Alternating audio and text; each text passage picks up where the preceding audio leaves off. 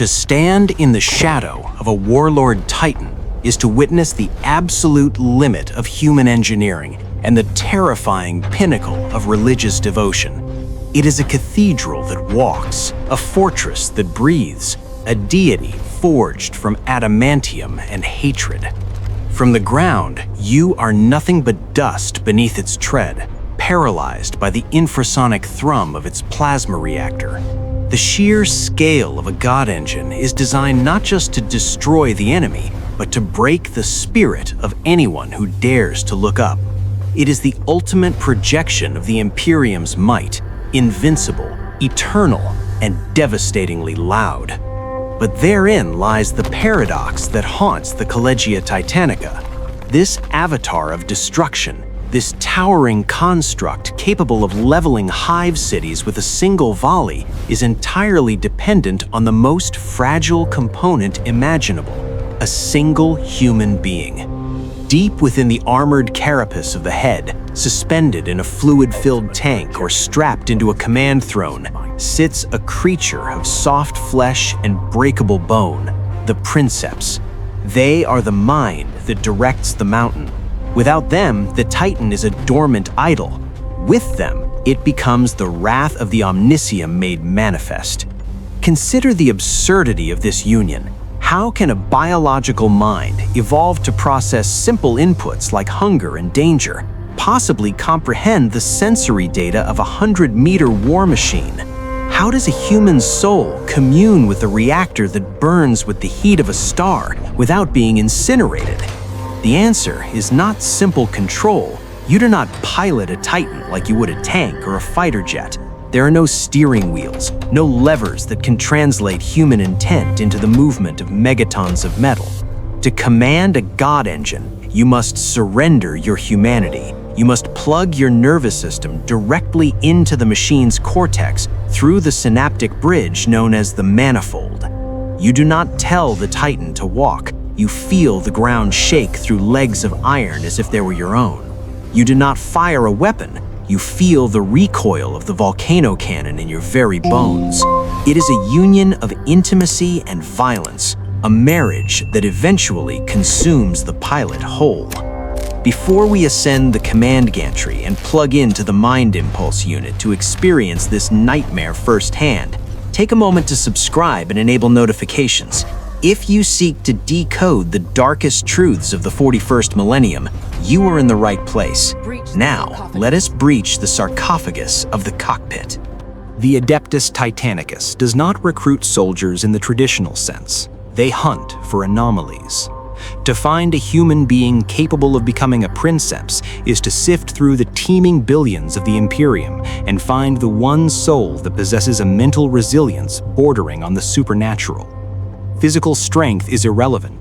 A Princeps can be a withered husk, a cripple, or a frail elder. Their body is merely a biological life support system for the brain. What matters is the will. A specific, diamond-hard arrogance is required to look a god in the eye and command it to kneel. The training within the Collegia Titanica is designed to break anything less than absolute perfection. Cadets are subjected to rigorous psychological conditioning and synaptic testing that would shatter the mind of a standard guardsman. They are taught to partition their consciousness, to build mental fortresses within their own psyche, because the enemy they will face is not just the Xenos or the heretic outside the cockpit, it is the machine they inhabit. Only those with an unshakable sense of self, an ego so profound that it can assert dominance over an ancient artificial intelligence, are granted the right to ascend the gantry. However, the Princeps does not operate the god engine entirely alone. The bridge of a Titan is a hive of activity, staffed by the Motorati, specialized officers who manage the subsystems of the Colossus.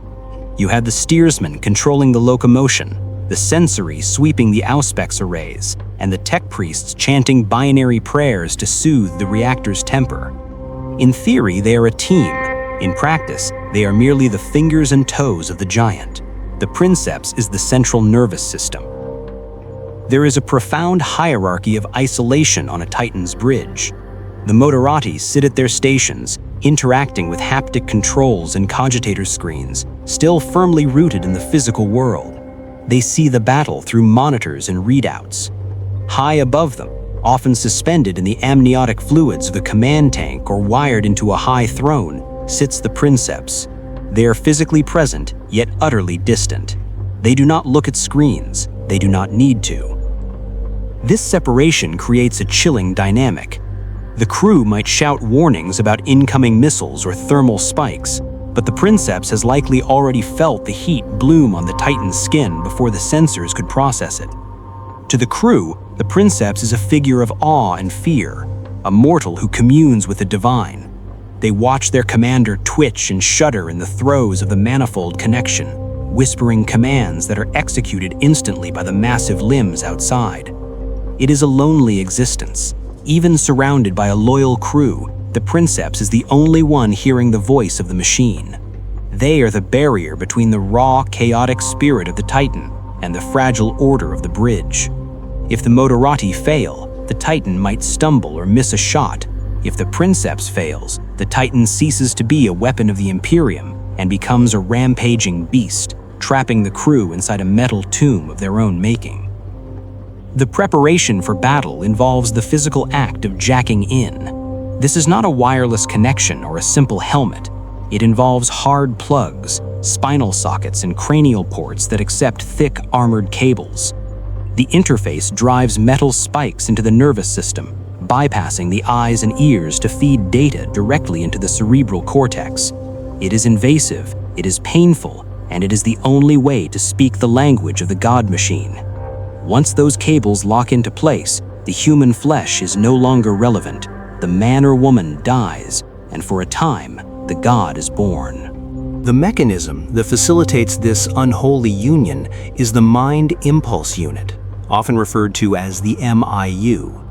To the uninitiated, it sounds like a sophisticated control system, but in reality, it is a form of consensual possession. The MIU does not merely translate thought into action, it overrides the natural sensory inputs of the human brain with the diagnostic data of the machine. It tricks the biological mind into believing that the adamantium hull is its own skin, and the plasma reactor is its own beating heart. The moment of connection, often called the communion, is described by many Princeps as a moment of violent transcendence. As the spinal jacks click into place, there is a microsecond of absolute cold, a void where the human nervous system is momentarily severed from the body.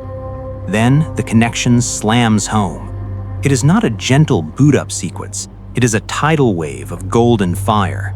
The Princeps gasps, their back arching as megatons of sensory data flood the visual cortex, bypassing the optic nerves entirely. Suddenly, the vanity vanishes. The claustrophobic walls, the smell of recycled air and incense, the dim lighting, all of it is scrubbed from perception. In its place, the Manifold unfurls. The Princeps is no longer sitting in a chair, they are standing 500 feet in the air.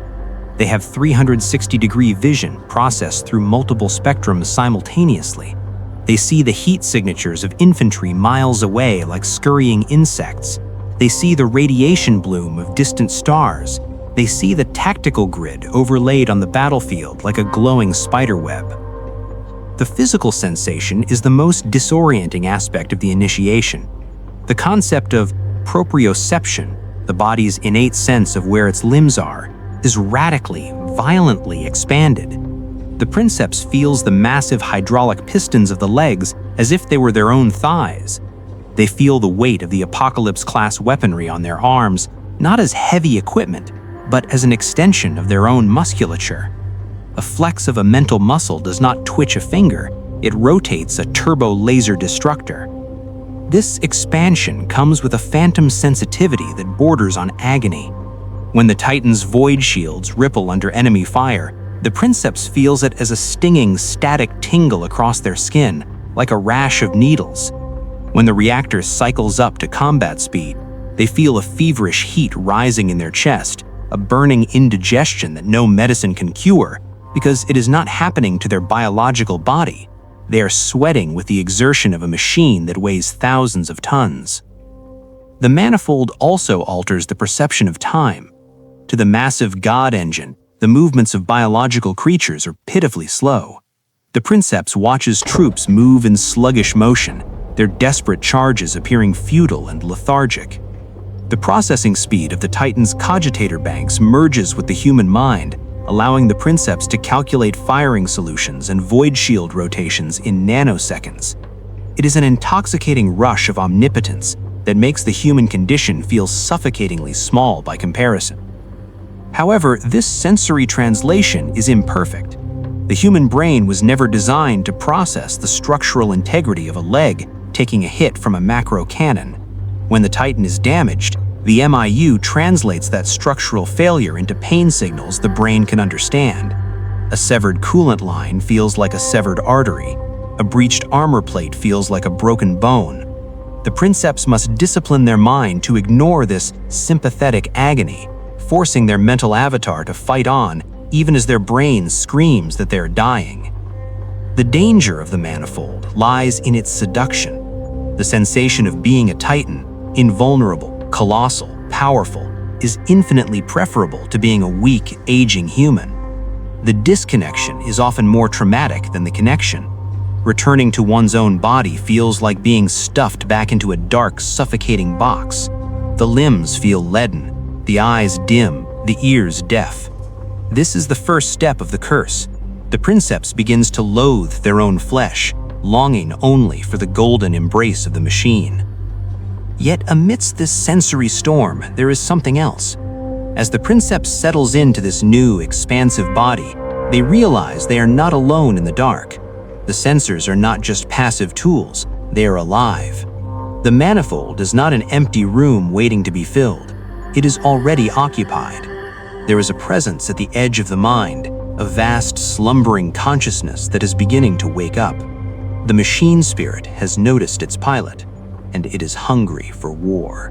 The most terrifying secret of the Adeptus Titanicus is not the destructive power of their weapons, but the nature of the entity that wields them. The Titan is not a robot. It is not a mindless drone that simply executes code. It is a living thing. Within the diamond-hard casing of the cognitive banks resides the machine spirit, an artificial consciousness so complex, so ancient, and so aggressive that it borders on sentient life. The Imperium calls it the Animus, and the Animus does not like to be controlled. When a Princeps connects to the Manifold, they are not entering an empty vessel. They are stepping into a cage with an apex predator. The machine spirit of a god engine has been forged in the fires of countless wars, often spanning millennia. It remembers every battle, every kill, and every wound it has ever sustained. It has a personality, a temperament, and most dangerously, it has desires. It wants to destroy. It wants to unleash its weaponry. The primary role of the Princeps is not to drive the Titan, but to restrain it, to hold back the beast until the perfect moment, and then unleash it with surgical precision. This mental wrestle for dominance is constant. From the moment the reactor ignites, the machine spirit pushes against the Princeps' mind. It is a subtle, pervasive pressure, a whispering voice that urges violence. If a Princeps is weak of will, if their concentration wavers for even a second, the machine spirit will seize control. The Titan might charge forward into a trap driven by bloodlust, or refuse to retreat when ordered, blinded by pride. The Princeps must be the alpha, constantly exerting a psychic dominance that says, "I am the master, you are the weapon." The character of this struggle varies wildly depending on the class of the Titan, for the machine spirits are as distinct as the chassis they inhabit. The experience of piloting a Warhound Titan is radically different from commanding a Warlord, and each demands a different kind of soul to survive it. To pilot a Warhound Titan, the scout class of the Collegia, is to leash a rabid wolf. The machine spirit of a Warhound is predatory, restless, and twitching with nervous energy. It hates to stand still. In the mind of the Princeps, it feels like a constant, snarling urge to run, to hunt, to flank. The Manifold connection is jagged and fast. The Princeps feels a phantom adrenaline that isn't their own, a hunger to close distance and bathe in the thermal bloom of dying tanks. The danger here is recklessness. The warhound wants to chase the prey, often ignoring the larger strategic picture. A warhound Princeps must be a disciplinarian, constantly jerking the leash, forcing the hunter to wait, to stalk, rather than to sprint into the guns of the enemy. It is an exhausting, high-tempo mental duel. In stark contrast, commanding a Warlord Titan is like trying to argue with a mountain. The machine spirit of a warlord is ancient, regal, and terrifyingly arrogant. It moves with a glacial, inevitable purpose. It does not possess the frantic hunger of the warhound. Instead, it possesses a god complex. It knows it is the mightiest thing on the planet. It feels contempt for the enemy. The struggle for a warlord Princeps is not to restrain the spirit, but to rouse it, and then to keep it from drowning them in its sheer grandeur. The warlord's spirit is heavy. It presses down on the human mind with the weight of centuries. It is slow to anger, but once its wrath is kindled, it is nearly impossible to extinguish. The Princeps must possess an iron will just to remain an individual, to avoid being subsumed by the machine's belief in its own divinity. Then, there is the horror of the Reaver Titan, the battle line workhorse. Its spirit is often described as bellicose, a hateful brawler that revels in the chaotic midfield of war. It is spiteful and stubborn, often urging the Princeps to engage in glorious close-range duels rather than tactical maneuvering. Regardless of the class, the true horror lies in what happens over time.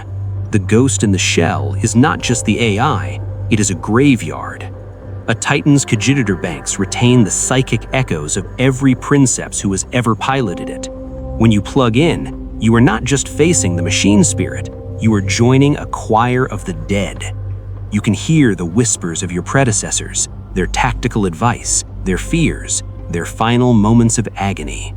A Princeps is never truly alone in their head. They are constantly navigating a council of ghosts, filtering out the voices of men and women who died 500 years ago. This creates a terrifying ambiguity. Where does the Princeps end and the machine begin? In the heat of combat, when the Princeps allows the machine spirit to slip the leash, the two minds merge into a single gestalt entity. The human feels the machine's joy at the destruction. They feel the savage satisfaction of stepping on a tank. This merging is seductive. It feels good to be a god. It feels right to be made of iron. But if the merger goes too deep, the human does not come back. This is the ultimate fate of many Princeps, burnout or depth loss. Their human personality is eroded, sanded down by the friction of the machine's overwhelming presence, until there is nothing left but a biological component that thinks it is a Titan. They become a ghost in their own body, a hollow shell acting as a biological processor for an ancient, uncaring war god. They stop speaking to their crew. They stop caring about the Imperium. They only care about the hunt, the kill, and the reactor's song. The scariest moment for a Princeps is not the enemy fire, it is the silence after the battle.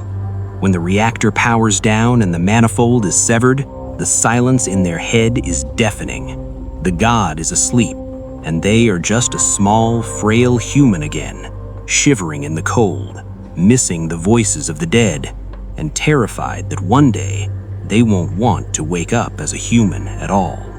To understand the combat experience of the Princeps is to understand the absolute detachment of divinity. When the Titan strides into war, the perspective of the battlefield shifts from the horizontal to the vertical. The chaotic, muddy hell of trench warfare, where guardsmen scream and die in the filth, is reduced to a distant, abstract pattern. From 50 meters in the air, the Princeps does not see faces. They see thermal signatures. They see tactical icons moving on a grid. The cries of the dying do not reach the cockpit. Only the rhythmic thud of the Titan's own heartbeat and the binary chatter of the manifold exists. The sheer scale of the engagement warps the Princeps' morality. When you are a human, a tank is a terrifying, invincible fortress. When you are a Titan, A Lehman Russ battle tank is merely a nuisance, a small metal box that can be stepped on, and the sensation of stepping on it is disturbing in its intimacy.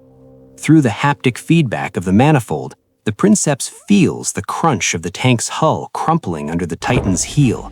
It feels like stepping on a beetle. There's a brief resistance, a pop of pressure, and then nothing. It is a sensation devoid of guilt, replaced by the cold satisfaction of the machine spirit. Weaponry is unleashed with a thought. To fire a volcano cannon is not to pull a trigger, it is to focus one's anger. The Princeps identifies a target, perhaps a traitorous knight or a bio-titan, and wills the destruction to happen. The Titan responds instantly. The Princeps feels the energy gathering in the weapon arm as a tingle of anticipation, a buildup of pressure in the limb. Then the release. The recoil rocks the Princeps' real body in the throne, but in the Manifold, it feels like throwing a punch that shatters a mountain. The beam connects and the enemy evaporates in a cloud of superheated gas. It feels righteous. It feels clean. Consider this for a moment. The Princeps is fighting a war where they can level a city block without ever physically moving their own hand. If you are enjoying this deep dive into the psychological horror of the 41st millennium, help the channel grow. Smash the like button like a Titan crushing a heretic, and if you haven't already, subscribe to join the ranks of the Imperium. Now, brace yourself, because the void shields are about to fail. The defensive experience is equally visceral. The Titan is protected by void shields, layers of energy that displace kinetic force into the warp. When these shields are struck, the Princeps feels it. Small arms fire from infantry feels like rain pattering against bare skin, annoying, insignificant. Heavy bolter fire feels like hail. But when a macro shell or a laser cannon strikes the shields, it feels like a physical blow. The Princeps grunts in the command throne, their heads snapping back as if they've been punched. This phantom pain is a critical tactical tool. A Princeps knows their shields are failing not because a gauge turns red, but because the rain is turning into sledgehammers. They can feel the layers of protection stripping away, leaving their skin exposed. The fear this induces is primal. It triggers the fight or flight response of the biological brain, but the Princeps must suppress it. They cannot flinch. If they flinch, the Titan wavers. They must stand in the fire, feeling their aura being stripped away and continue to march forward with the arrogance of an immortal. The most chilling aspect of this perspective is the silence of the victims. To the infantry on the ground, a Titan horn is the sound of the apocalypse, a noise so loud it ruptures organs. But inside the Manifold, the Princeps hears only the song of the reactor and the whispers of the machine. They see the buildings collapsing, the enemies vaporizing, but it is a silent movie of destruction. This disconnect breeds a dangerous hubris.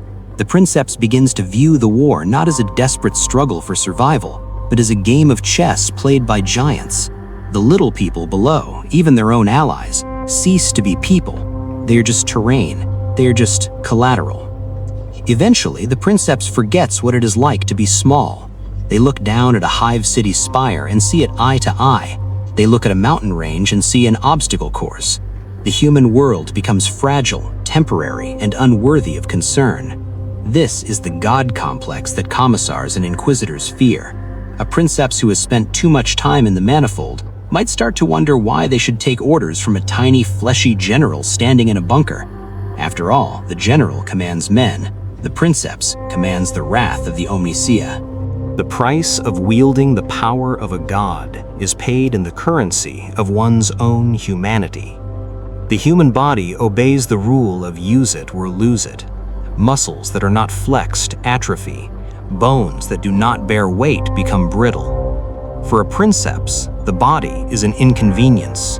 It is a slow, clumsy meat sack that demands sleep, food, and waste disposal, distractions from the purity of the Manifold.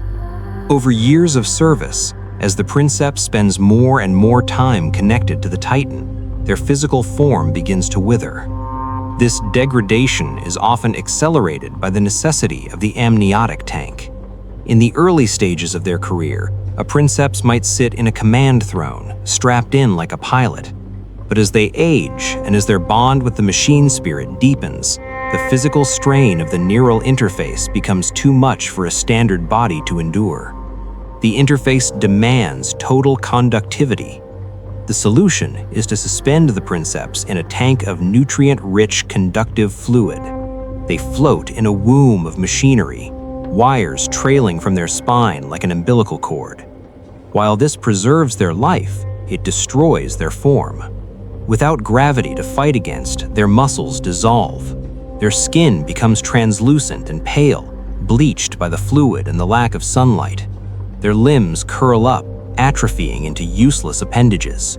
A veteran Princeps, one who has commanded a warlord for centuries, often looks less like a human warrior and more like a shriveled ancient fetus. They are physically helpless, unable to lift a spoon, let alone a weapon. Yet within the Manifold, they stand tall, clad in adamantium armor, capable of crushing armies. The psychological cost is even more insidious. It manifests as a profound, crippling addiction. When a Princeps disconnects from the Titan, they suffer from a sensory deprivation that is agonizing. Imagine going from seeing the entire electromagnetic spectrum, hearing the heartbeat of a reactor, and feeling the strength of a mountain, to suddenly being trapped in a cold, silent, frail body floating in goo. The real world feels gray. Colors seem washed out. Sounds are muffled and flat. The passage of time feels excruciatingly slow. This is the walking death of the Princeps. Reality becomes a disappointment. They begin to loathe the time spent disconnected. They become irritable, distant, and depressed. They stop interacting with their families or their crew.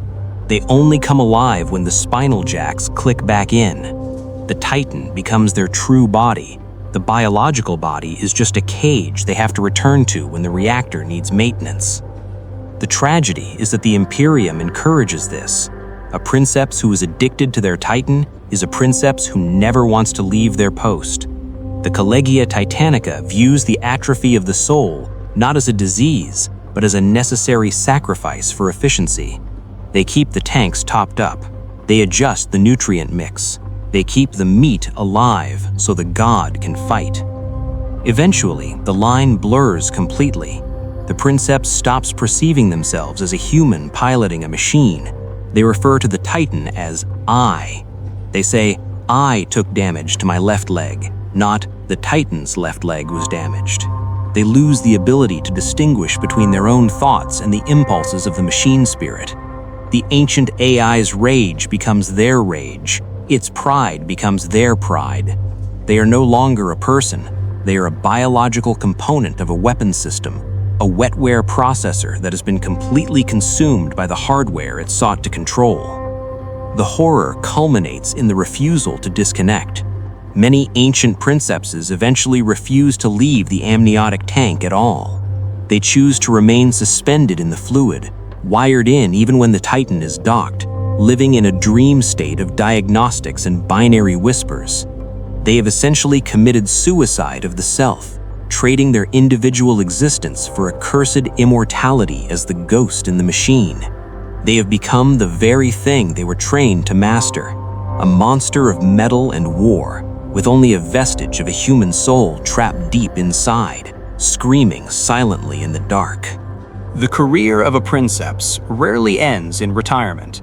There are no pensions for those who have touched the mind of a god. The end comes in one of two ways: violent death in the fires of combat, or the final communion. When a Princeps' body finally fails, when the withered organs give out, or the strain of the neural interface burns out the last synapses, they do not simply die. As the biological light fades, the machine spirit remains. In those final moments, as the heart stops beating, many Princeps describe a sensation not of fear, but of release. The barrier between flesh and iron dissolves completely. The pain of the atrophied body vanishes. The human soul, tethered for so long to the titanic consciousness of the machine, is finally cut loose from its mortal anchor. But it does not go to the Emperor's side in the Golden Throne. It sinks into the machine. It is believed by the tech priests of Mars that a fragment of every Princeps remains imprinted on the Titan's logic crystal core. They become part of the ghost in the shell, adding their tactical genius, their courage, and their madness to the gestalt entity that will guide the next pilot. They achieve a cursed form of immortality, forever awake, forever at war, forever trapped within the adamantium walls of the God Engine. This is the ultimate price of the Collegia Titanica. To pilot a Titan is to volunteer to be eaten slowly. It is to sacrifice your body to the tank, your mind to the Manifold, and your soul to the machine spirit. The glory of crushing the enemies of the Imperium is undeniable, but it is bought with the total erasure of the self.